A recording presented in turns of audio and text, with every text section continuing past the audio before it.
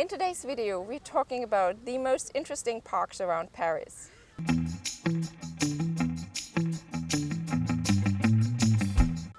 Willkommen, bienvenue, welcome. My name is Carola, and today I'm collabing with Safaa on the parks around Paris. And we're currently in the Parc de Sceaux. So please introduce your channel. Hi Carola, hi everyone, bonjour. My name is Safaa and Nhairy. I have a channel that's all about business, career, and I post regularly tips on my own experience as an entrepreneur, but also as a business professor at university. And I've also done a collab with Carola, so on my channel you will find a video on the best tips to adapt to the French work environment. So definitely check that out. Yeah, links will be in the description below.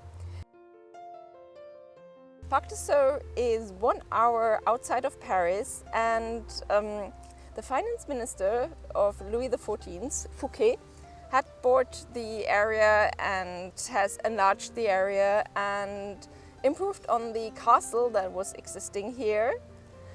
Then during the French Revolution, the castle was destroyed and then it was rebuilt after the revolution in 1865.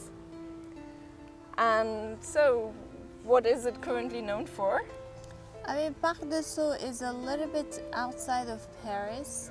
I'm not sure how many kilometers, but it must be around 7 or 8 kilometers south of Paris, and it's one of the largest one. And I remember being here before even moving to Paris because of how large it is. Like, I was introduced to this park by my husband before we moved here, and we used to come here a lot as tourists. And he used to tell me that back in the day he used to come here to study. So Parc de Sceaux, I mean, parks in general in Paris are like a huge thing because we spend so much time in parks. We're not lucky enough to have the beach or the ocean nearby or the mountain. So parks in the Paris life is a huge thing. So many things happen. Like right now we're talking to you, I have in front of me like a Tai Chi or yoga class going on. We do picnics in parks. We do jogging. Earlier we were filming my video and we had like so many joggers around. So much life happens in park. We also organize picnics, but also birthday parties in parks. So generally, when you have so much area, so much field, so many things can happen in the park. But overall, this park is known for its elegance, and also there's concerts. Usually, when it's not COVID, there are violin and classical music going on. There are beautiful lakes and very nicely framed sort of like trees, you know, like that super French style. And another thing that this park is known for is really like the surface. It's a huge park. Yeah. You can like get lost literally in this park. Yeah. I mostly know this park because around April everybody is posting their cherry blossom pictures on Instagram. So there are 2 weeks on Instagram where everything is just cherry blossoms, and we have a lot of cherry trees in this area. So yeah, everybody is coming here, and it's like a 30-45 minute ride away from Paris with the RERB. And yeah, I actually imagined it much smaller than it turned out to be because it's my very first time in this park. And I had expected it to be just cherry blossoms. As you can see in the clips, it's really everything. There's a huge area where dogs are playing, and there's, yeah, that part you mentioned that kind of looks like Versailles, this very straight on. It's like a mini Versailles kind of thing. Yeah. It's closer to Paris than Versailles, but there is that Versailles style that you find. But then we're sitting right now in the area where they didn't cut the trees in squares, and it's still the same park. So, and it feels very relaxing, and yeah. I mean, it's a must-see place in Paris. Definitely one of the best parks. People who are lucky enough to live nearby Oh, yeah. have the chance to come here regularly to work out, to jog, to take their kids out, to just do picnic. It's just an amazing place, and you get like fresh air, and you feel like you're outside of the city because you don't hear the noise, you don't hear anything going on outside. You just hear the birds. Yeah, that's pretty refreshing, you know, because living in a city can be very difficult and very noisy and lots of pollution. But when you get some fresh air here, you're rejuvenated. Yes, absolutely. So, and now we'll hop on to the next park.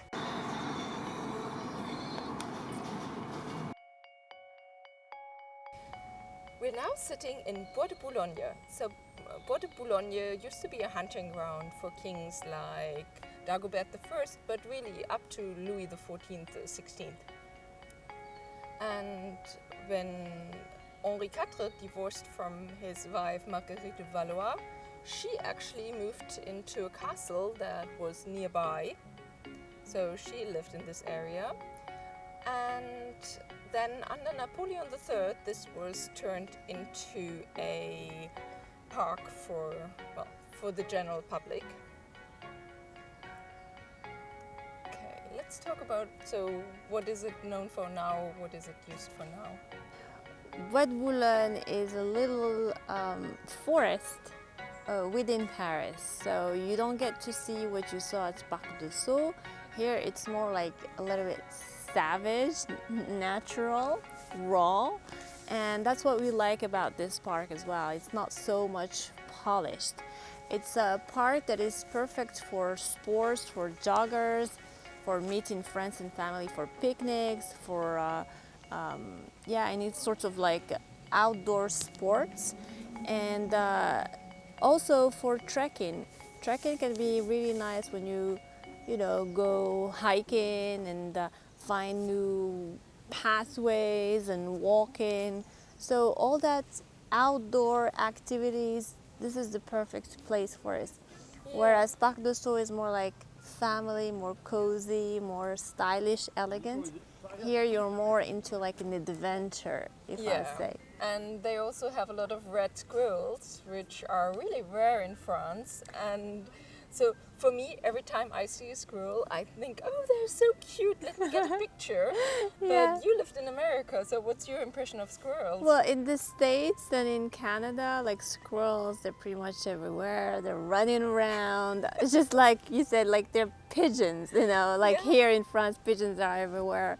I mean, Bois de Boulogne, you have lakes, lots of trees, very tiny pathways to go hiking, and it's really perfect for like a weekend kind of outdoor activity that you want to do with your friends, or if you have family members who are into sports and walking, because you're going to be walking a lot in this park or running. Yeah. A little warning, you shouldn't be in this park at night. I feel like anytime there's some bad news about someone, it has to do with this park, or there's so many bad news, people getting attacked or worse, and so I wouldn't recommend you to go jogging in this park at night or be alone at night, but during the daytime it's really fun for the family. Yeah, I mean that goes back to the point that I said earlier, is there is the raw aspects to this park, whereas it feels like a real forest.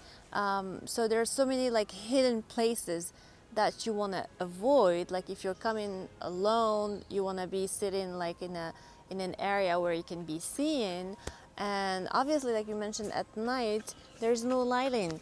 So if you're going to be walking by yourself or even with like a friend of yours, you have to stay, attentive to your surrounding or avoid it altogether. This park is also known for male or trans prostitutes. So that's true. So their clients seem to be the sketchy people that you need to avoid. I thought it was like the old reputation. Is it still now? I don't know. I never needed anybody like that. Good point. I have heard that this is the place, and it's on Wikipedia. So I don't know. Okay. So it's not a recommendation if you're into that kind of prostitution, but I think it could be. Yeah, okay. I don't know. Okay, interesting. Definitely it's a must-see park in Paris. You have to plan a visit here to get the feeling. But I feel at the same time there's so many parks in Paris, and for someone who is visiting or living in Paris for the first time, you have to try all the parks, and sometimes it clicks with the park more than it does with other ones. Like I've been to so many parks, but it does click with me for specific parks than other ones. Yeah. And you have to try it for yourself. Yeah, this park reminds me of childhood parks that I've been to in Germany, because it's so raw. And when back in the Parcs de Sceaux, there were a lot of trees that were like really cut, or also in Versailles, they have these arranged trees, and this one is really savage, and this feels like a German park where animals roam and yeah. Oh. The last park we're presenting to you is Parc Monceau, which was specifically created as a park in the 17th century. It was constructed in a very affluent area, so the arrondissement of the 8th, the 16th and the 17th are touching the Parc Monceau. And it has some Egyptian inspiration, and it has some Greek statues in it.